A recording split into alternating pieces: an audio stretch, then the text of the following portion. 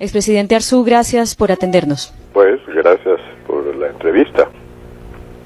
Pues usted fue fundamental para la firma de la paz en Guatemala tras 30 años de guerra. Usted fue el presidente que firmó el documento de paz y sabemos que ha conversado con el alto gobierno en Colombia para asesorarlo, para compartir experiencias, para que apoyen el proceso de paz que llevamos a cabo en Colombia. ¿Cómo ve lo que está pasando en nuestro país? Bueno, yo no he tenido ninguna comunicación ni con el gobierno ni con las FARC en este tema. Hace algunos años el presidente Pastrana me invitó a Colombia para escuchar pues nuestro punto de vista o nuestras opiniones sobre el proceso de paz en Guatemala. Y claro, pues cada país tiene su propio afán, es difícil que haya un denominador común de estrategias para lograrlas, pero obviamente nosotros sí le dimos nuestros puntos de vista, desde que no había que permitir que hubiera un santuario, que es lo primero que piden la guerrilla, y nosotros pues en nuestro caso sí no lo permitimos, y la paz fue, en primer lugar, fue un milagro de Dios. La pura verdad que yo puedo darle muchas vueltas al tema, pero así fue. Pero yo creo que uno de los factores más importantes en nuestro proceso de paz fue que se generó un vínculo de amistad entre mi persona y el comandante general de la UFNG, Ricardo Ramírez, comandante Morán.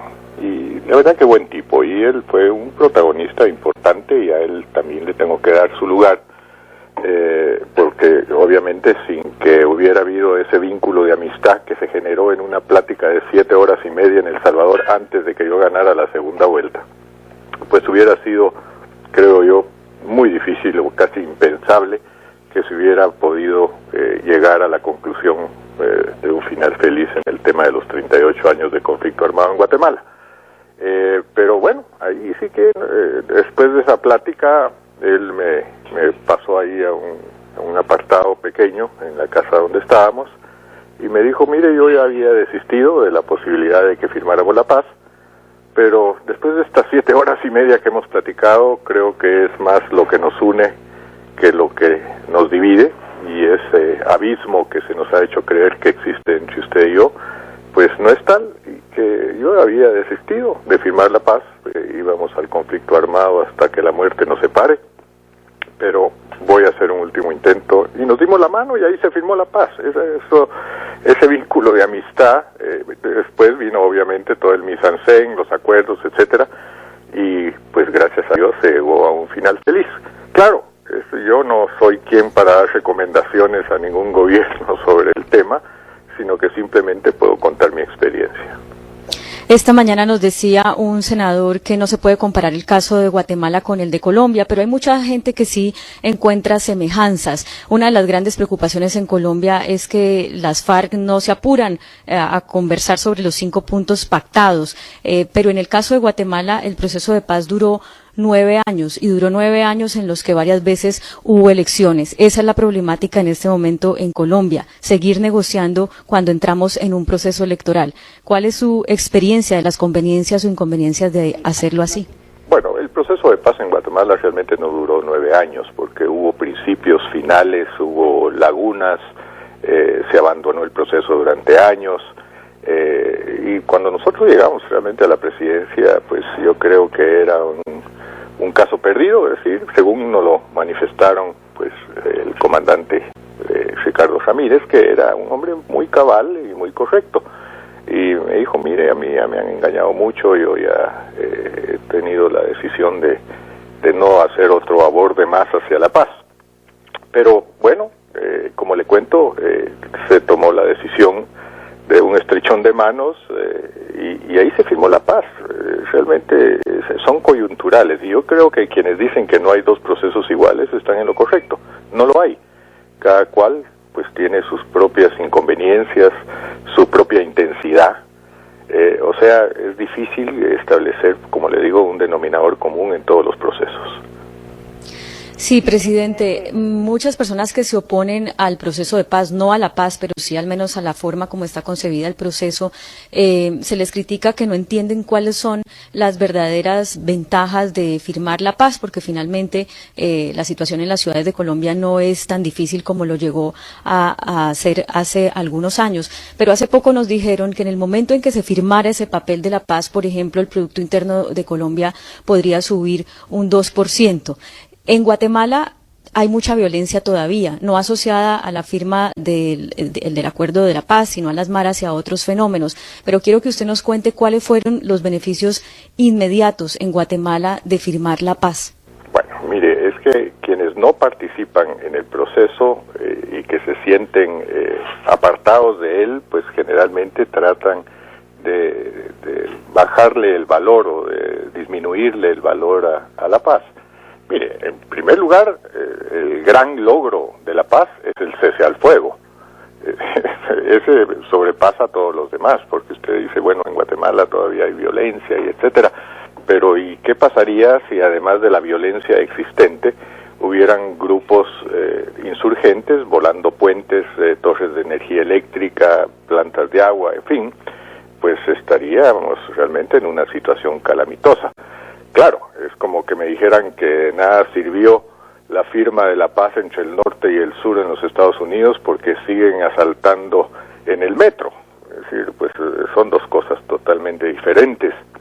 Unas pueden ser resultado de la pobreza o pueden ser resultado de que no se ha atendido debidamente y con fuerza y determinación el aspecto de las maras y la violencia. En fin, pueden haber una serie de factores, pero el primer logro de la paz es precisamente el cese al fuego, la entrega de las armas, y eso lo hicimos en el término de un año, tal y como lo habíamos ofrecido durante la campaña, por milagro de Dios.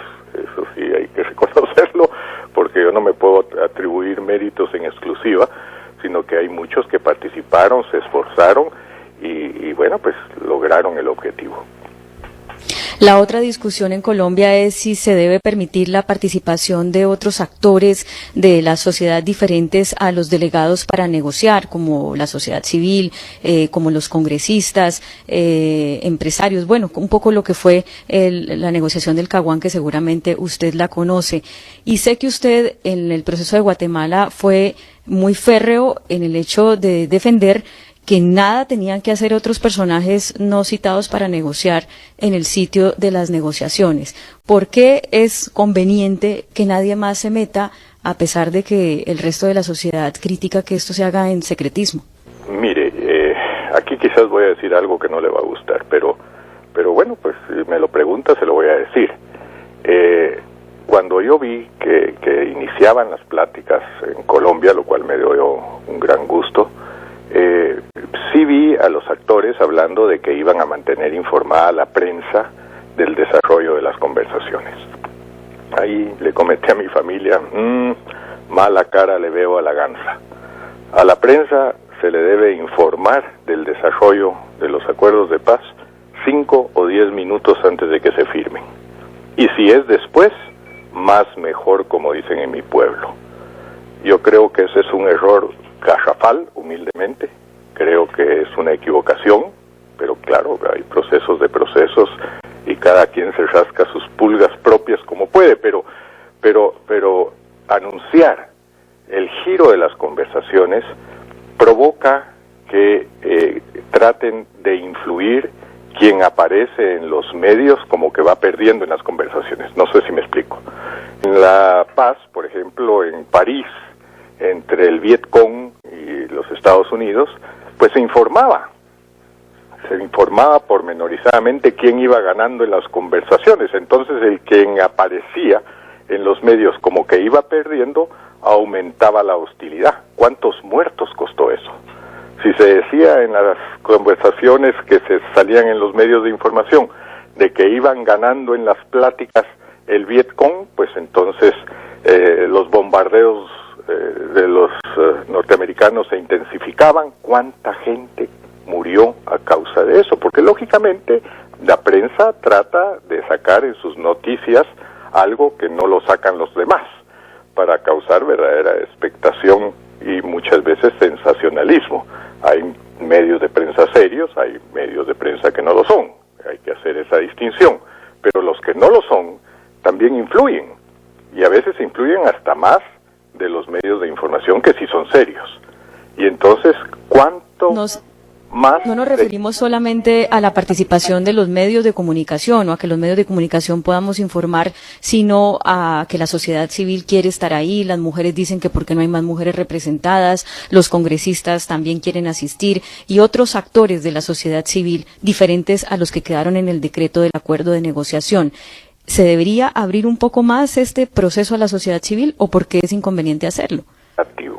Negativo. La paz se tiene que firmar entre los actores y no meter a más gente a dar opiniones ni a incidir sobre el tema.